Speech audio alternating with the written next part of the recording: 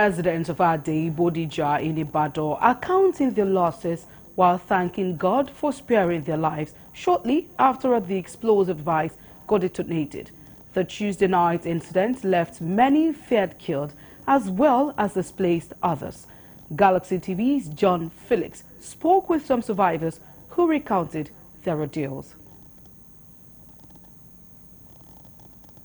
On Tuesday night, an explosion said to have been caused by a large amount of explosives stored in the neighborhood by some illegal miners rocked part of Bodija in Ibadan. Following the explosion, some residents are still missing as rescue operation by the emergency agencies alongside security operatives is ongoing. The Bodija area of Ibadan has become a beehive of activity as residents in their numbers are trooping to the site to catch a glimpse of what is left of the collapsed buildings. While some are lucky enough to recount their ordeal, not many are privileged to speak as a result of the fatality.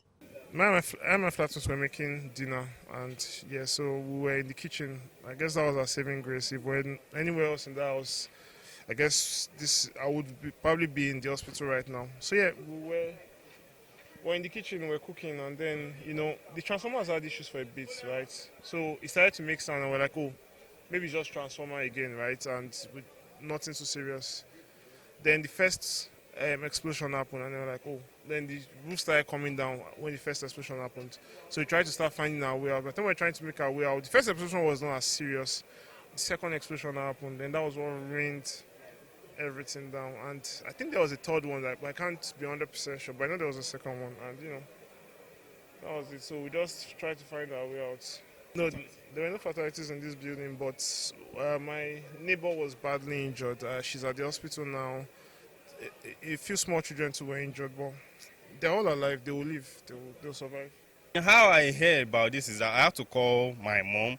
Then my sister's son picked the call and actually expressed what has happened. That Mom's house has collapsed. I was like, what do you mean by that? Do you mean that the sound I heard is actually happening the place you people are staying? And he said yes, that Mom's has actually went out, that she actually survived. I was so happy, and my sister and two other kids. So that was how I heard about what happened. Then I was coming straight down here to come and check. Then went to the hospital there in Bodija. But before I got there, they've actually released them because of the kind of patient they're having is even more than enough. So they are telling most of them to be going to UCH or any close. Some people are even dead. So it was that critical. Some people who are inside yesterday shouting, but they don't know the location. So it was that bad. But we thank God for life. We thank God for this. This actually have shared a lot of experience for a lot of people in this Ibadan. That means for this can happen here, it can happen in another place. So we should all be very, very careful. That's what I can share.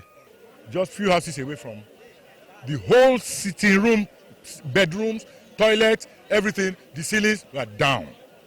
Down. Prof was seated somewhere watching television. She was there. The only place that thing did not break on top of the inside the roof was where Prof was sitting and where the mommy was sitting. So I said, this is God's work. Every other thing is down. You can't recognize photographs with dust and everything, particle POP everywhere. So they are moving. They said they are going to Lagos. He retired in Babcock University, right? So I think he's going to Babcock now, so to stay away. On a visit to the site, Governor Seyi Makinde attributes the explosion to activities of illegal miners who are residents within the area. These survivors say beyond the speeches of the governor, they want immediate action to unravel the cause of the explosion. Well, number one, I hope that there's a proper explanation as to what has happened. I don't want to hear hearsay. I want to hear an actual factual explanation as to what has happened. It's very, very important to me. Number two, I want to hear the government say that what they have in plan to make sure that this can never happen again. This can never repeat itself again. Illegal miners, non-illegal miners. So, I mean, if it's illegal miners, it begs the question how and where and why military-grade ordnance is moving around city center, and because there are rules around how mining should be done. As to compensation, I don't know. I don't want to speak on anything legal matters. In the end, I'm just a tenant. The governor said there's an illegal mining. I don't think so. It's not. It's the miners that must have brought an equipment to their house where they stay here. They stay here. They've been here for over 8 years. Before I left 3 years ago, they've been living here, I know them, right? So they must have brought some things for their mining work. when they meet rock under the ground, because that sound is, Baba, is more than a bomb.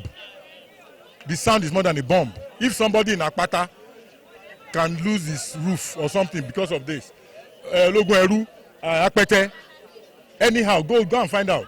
It's more than a bomb.